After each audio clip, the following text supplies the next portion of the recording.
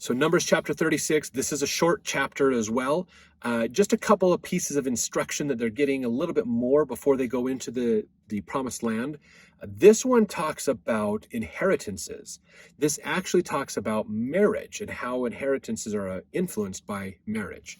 So when a woman gets married, she has some rights to inheritance with her husband, and for take care of herself as well and her family.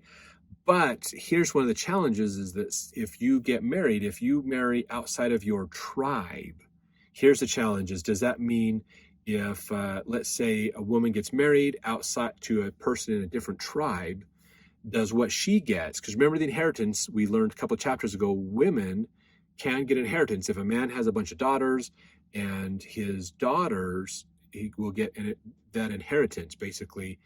But here's the challenge is if one tribe gets a lot of daughters, then their inheritance will shrink and the other ones will grow because the inheritance will move with the father, basically with her husband.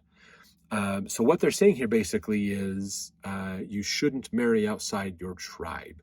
Inheritances need to stay within the tribe, basically, so that it doesn't change those dynamics of who got what, basically. So that's what they talk about in here. Inheritance, some inheritances cannot move from tribe to tribe. Some situations it's okay, some situations it's not. And that's what they're going to delineate and talk about in here, is how that works. So some daughters are told, do not marry outside your tribe, basically, because it's going to change those dynamics of who's inheriting what, and it's going to cause problems. So we just need to set up these rules to make sure that we can keep the peace and not have issues down the road with the different tribes, basically. So thanks for watching. Next chapter, see about getting into the promised land finally.